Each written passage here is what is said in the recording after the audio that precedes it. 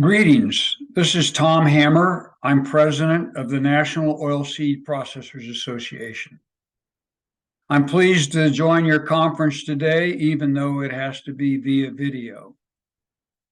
In the time that I have with you today, I'd like to talk about some of the latest developments in the U.S. oilseed crushing industry. But first, a little bit about NOPA. NOPA is a national trade association representing the U.S. soybean, canola, flaxseed, safflower, and sunflower seed crushing industries. Our 12 solvent extractor members operate a total of 60 soybean processing plants, 5 soft seed processing facilities across 21 states. Our members produce meal and oil used in human food, animal feed, renewable fuel, and industrial applications. Collectively, our members crush 95% of all soybeans that are processed in the United States. When you crush a soybean, you get 80% meal and 20% oil. 98% of the meal goes to feeding animals, predominantly poultry and swine. 2% is used for food and industrial applications. The 20% oil yields 56% for food and food ingredients, such as frying and baking, vegetable oils, salad oils, etc. The remaining 44% is used in renewable fuels, such as biodiesel and renewable diesel. As you may know, NOPA members publish their aggregated crush data to the marketplace on or about the 15th of each month. Since we represent 95% of the beans processed in the United States, this report is viewed as very significant to traders, analysts, and others that are involved in our industry. If you look at the last 20 years, you see a steady increase in crush volume by our members, and this was before the advent of renewable diesel. 20 years ago, we processed about 1.5 billion bushels of beans, and last year we crushed just a little over 2.1 billion. So we've had a 20-year steady increase of crush capacity and crush volumes over the years. In the last 5 years, our crush increases have been operating above that trend line. Let's talk a little bit about crush margins for a moment. We can't talk about individual members' crush margins because that's proprietary, but we can use public data, and the Chicago Mercantile Exchange does publish synthetic crush margins. Historically, when our members crush soybeans, 65% of their margin comes from soybean meal and 35% comes from oil. With oil only being 20%, that suggests that oil has a little higher value. As there been discussion about rising demand for oil, for renewable diesel, sustainable aviation fuel, and the like, the crush margin last year at one point reached 50-50, where we were getting a signal that it was about even for crushing for meal or for oil. As the processors look at these market signals, they have to decide what they're really crushing for. And it's that signal that we're getting to crush for more oil that's driving the increase in capacity in the United States. I'll come back to that in just a minute. As we do crush for oil, we're going to get that 80% meal. And we have to move that soybean meal, or this plant expansion that we're talking about is not going to work. But a little bit about the plant expansions. There's about 20 new or expanded facilities that we expect to come online between now and 2025. NOPA members are a large part of that. They're investing their money in expanding their plants and in opening new plants. For example, ADM has a new facility in Spirit Wood, North Dakota. Bunge is expanding 2 facilities in Destrehan, Louisiana, and Cairo, Illinois. THS is expanding an existing plant in Mankato, Minnesota.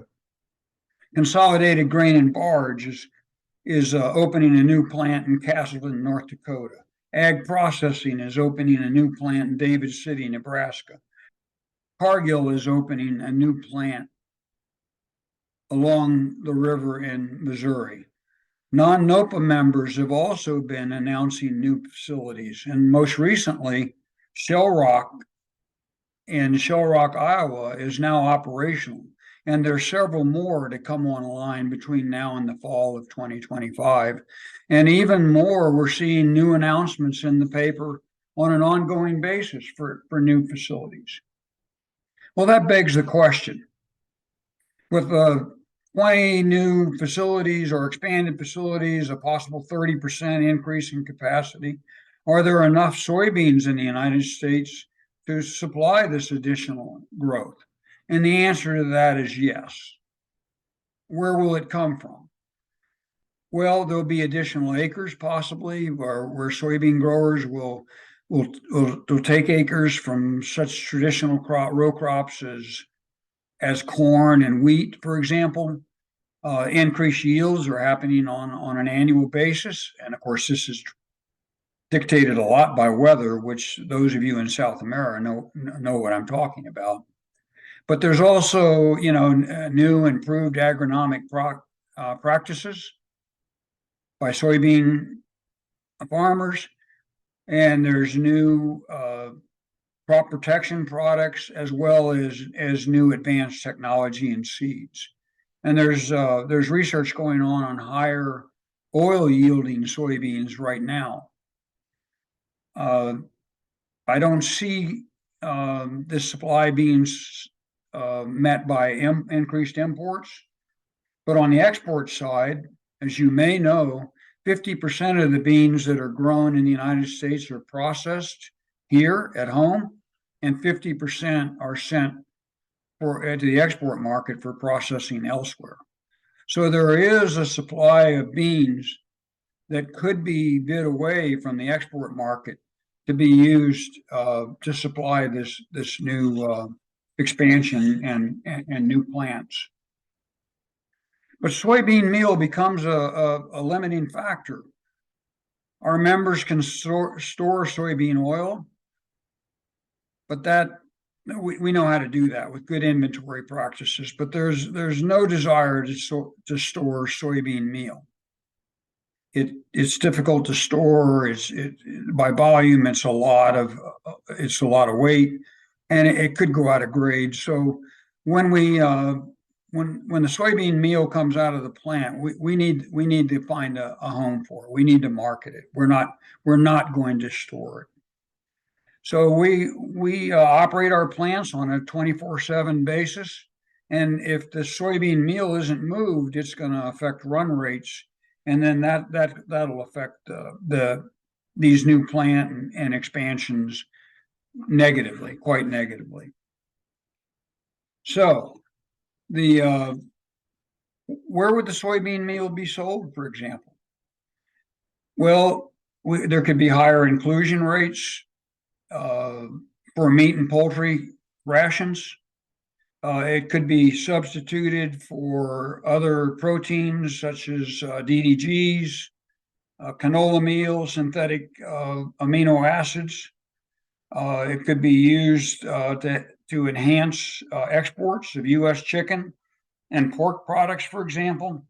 And then, of course, there could be enhanced soybean meal export opportunities vis-a-vis our competitors in South America and other origins as we have an opportunity to price this meal more competitively and perhaps remain in the export market for a longer window of time.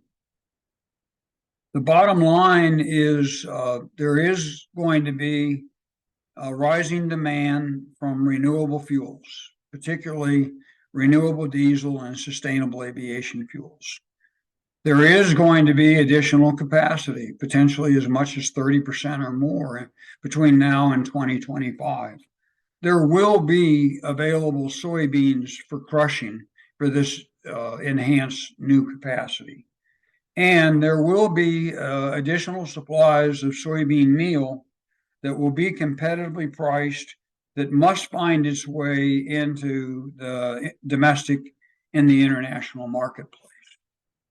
So in conclusion, NOPA members and even non-NOPA members are trying to be part of the solution to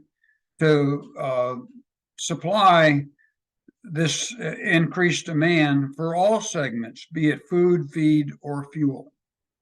And soybean farmers will be doing their part to make sure that there's adequate supplies of soybeans for the future.